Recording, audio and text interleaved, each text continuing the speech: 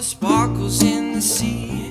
They make me feel so bubbly. They make you wanna come over and make you wanna love me. But I don't know where to go from here, honey. Well, I refuse to live. I feel so very lucky to be where My name is Wade Krause, and we are at my studio in Clovis, California. I never went to art school. I just started doing this. My grandmother was an artist. I saw what she did. I don't think she went to art school. I've been actively doing artist pinballs for the last several years and got the commission from FAILE and BAST for their Deluxx Fluxx arcade that's down in Florida for a big giant art show. I've seen photos of the last installation. It was mind-blowing. Thrilled to be working with the pinball end of it.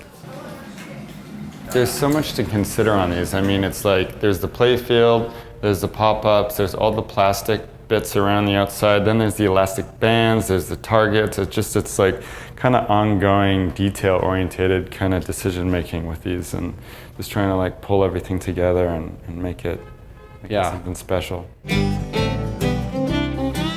We create templates for the different patterns for the plastics and for the back glass.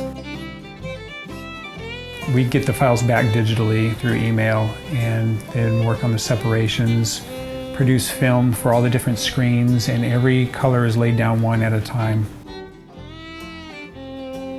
I'm not a humongous fan of the licensed stuff. I like the look of the older games where the glasses went through a tremendous amount of work. Multiple spot colors. I've done 18 spot colors on a glass, and it just has a look to it that is, you know, you just don't match that anymore. I want to see more of that stuff happen. Most often I just mix from eye, but in this case the artist pulled specific colors out of a Pantone book, like what they call a fan deck, and you go through there and there's a little recipe on how to mix it. So I have a whole bunch of base mixing colors and go by eye until it looks just right.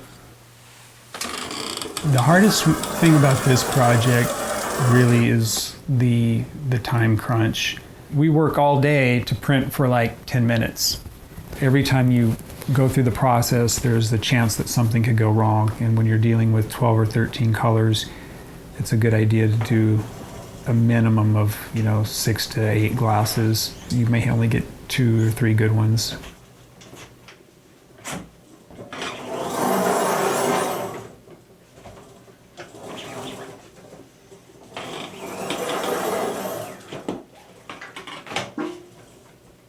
Sometimes I don't know what they're trying to do because I don't know the whole story behind the image, but I dig a little deeper and find out what these guys are all about. FAILE obviously is a New York scene. I just saw that building on TV last night. And I go, oh yeah, I recognize that from working on the glass.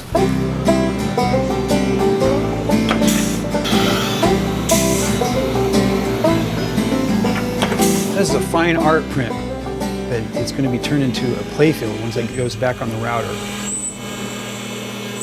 The whole thing gets screened over with the artwork that you see, one color at a time. After it's printed like this, it's going to go back onto a CNC router, a computer-controlled router, and that's going to give it all these little weird cuts and slots for switches and targets and bumpers and flippers right here. In the 50s and the 60s, when you look at these boards, you can tell that they are drilled right through the ink, and so I do it the same way.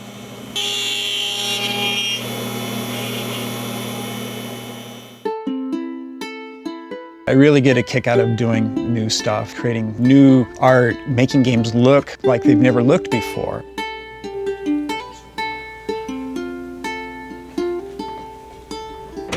I'm trying to raise the bar. I want the pinball companies to step up. The standard just keeps lowering and lowering. The only thing I can do about that is just keep doing games the way I want to see them done and taking the extra steps and putting in all the extra time to screen stuff. It doesn't happen with just a single fluorescent tube in a Translite box to me, so.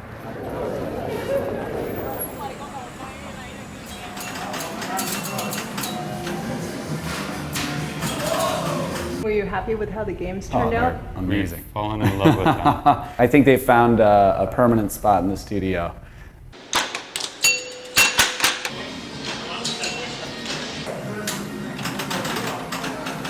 Sometimes it's hard to keep going. You have, you know, the motivation is like, another setback, which happens all the time, you know.